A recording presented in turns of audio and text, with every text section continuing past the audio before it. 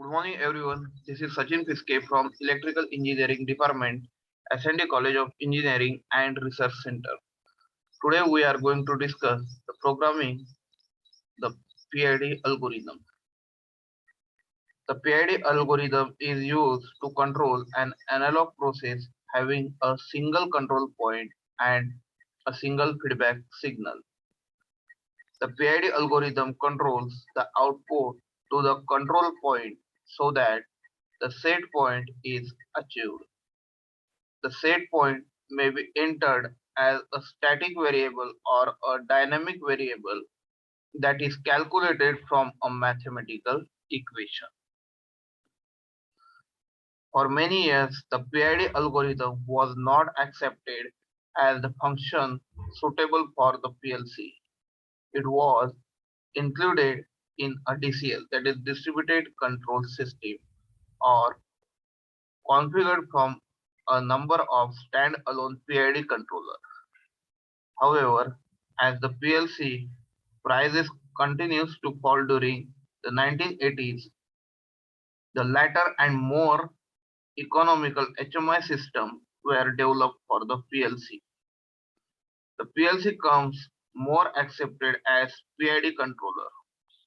In fact, because the PLCs have undercut the cost of competing system, the DCS and other PID controllers have been forced to drop the price dramatically or no longer remains competitive.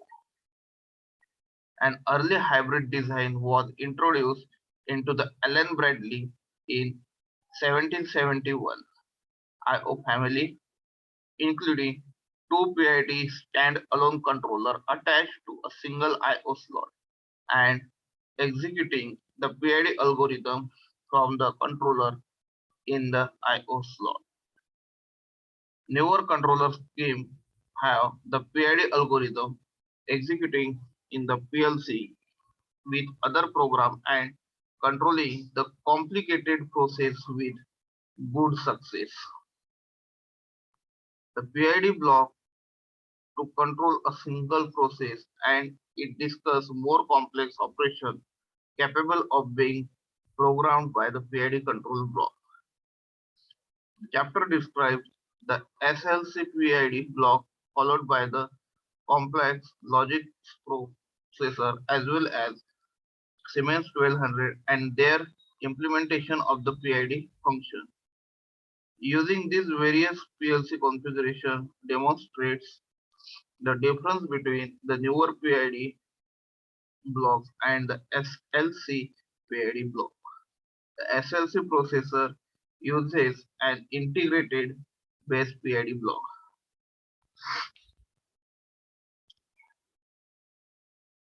The SLC processor uses an integrated base PID block, and integer-based blocks have the disadvantage that scaling must be used to convert the number of more meaningful real values. Scaling adds complexity to the program that becomes transparent with the floating point PID blocks. More sophisticated PID blocks such as it is available in the PLC/5 and control logic processor as well as Siemens allow the floating point calculation. These more robust PID blocks also provide the more sophisticated in their functionality. All PID blocks are not created equal.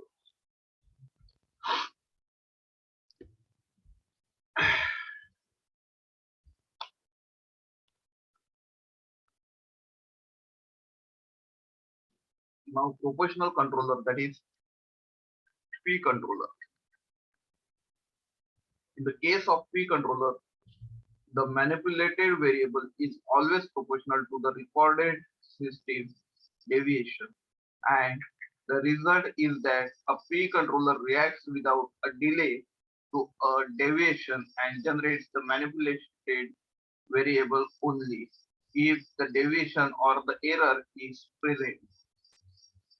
The proportional pressure regulates the sketch in the figure below compares the power f of s of the set point spring with the power F of V that the pressure P2 generates in the spring elastic metal below. If the forces are off balance, the lever rotates around the pivot point D. The wall position changes and accordingly the pressure P2 to be regulated until a new balance of the force is established. The behavior of the P controller if the system deviation suddenly occurs is shown in the following figure. The amplitude of the manipulated variable jumps y depends on the level of the deviation E and the account of the proportional coefficient Kp. To keep the deviation low, a proportionality factor as large as possible has to be selected, and increasing the factor causes the controller to respond faster. However, a value that is too high may cause the overshooting and a large hunting tendency on the part of the controller. The diagram here or the graph here shows the behavior of the P controller. The advantage of this type of controller consists on one hand of its simplicity, that is electronic implementation can in the simplest case and consist of merely a resistor, and on the other hand its prompt response in comparison to the other controller type. The main disadvantage of the P controller is the continuous deviation. The set point is never completely attained. Even long term, this disadvantage as well as not yet ideal response speed can be minimized only insufficiently with a large proportionality factor, since otherwise the controller will overshoot. In the most unfavorable case, the controller will enter a state of continuous oscillation. This causes the controller variable to be periodically move away from the set point, not by the influencing variable but by the controller. The problem of continuous deviation is solved best with an integral controller. What is integral controller? It is also called as I controller. Integrating controller are used to complete the correct system deviation at each operating point. As long as the deviation is unequal to 0, the manipulated variable continues to change. Only when the reference variable and control variable are equal is the control system in a steady state. How fast the manipulated variable rise or fall depends on the deviation and the integration time.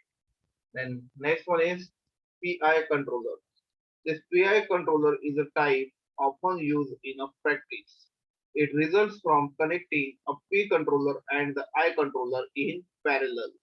When laid out correctly, it unites the advantage of both the controller types, that is stable and fast, no permanent system deviation, so that their disadvantages are compensated at the same time. The behavior with respect to the time is identified by the proportional coefficient Kp and the reset timer Tn.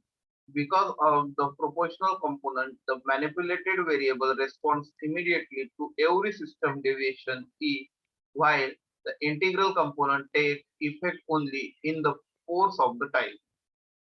Tn represents the time that passes until the I component generates the same amplitude of the flow as occurs immediately because of the P component, that is Kp. As in case of the I controller, the reset time Tn has to be decreased if we want to increase the integral component. Then differential controller, that is D controller. The D controller generates its manipulated variable from the rate of change of the system deviation and not as the P controller from its amplitude. For that reason, it responds considerably faster than the P controller. Even if the deviation is small, it generates large amplitude of flow as soon as an amplitude change occurs. However, the D controller does not detect the permanent deviation, and because no matter how long it is, its rate of change equals to zero. For that reason, the D controller is used only rarely by itself in practice. Rather, it is used jointly with the other controller element, usually in connection with a proportional component. And at last, it is a PID controller. If we expand the PI controller with a D component, the universal PID controller is created. As in the case of the PD controller, adding the D component has the effect that if laid out correctly, the controller variable reaches its set point sooner and its steady state faster. Basic objectives of this control system setting are for the control result to be satisfactory. Selecting a suitable controller is the important aspect. However, even more important is setting the suitable controller parameter KP, TN, and TV that have to be adjusted to the controller system variable. Usually, we have to compromise between a very stable but slow control system or a very dynamic or more unsettled control performance, which under certain circumstances has a tendency to oscillate and can become unstable.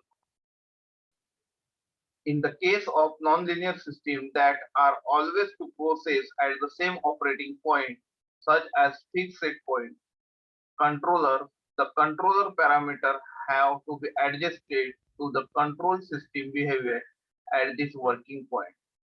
If, as in the case of servo controls, a fixed working point cannot be defined, a controller setting has to be found that supplies a sufficiently fast and stable controller result over the entire working range. In practice, controllers are usually set based on the values arrived at through experience.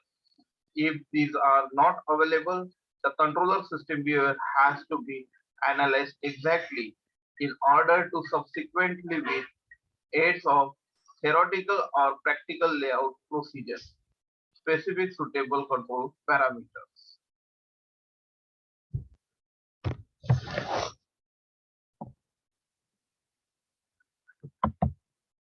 Thank you.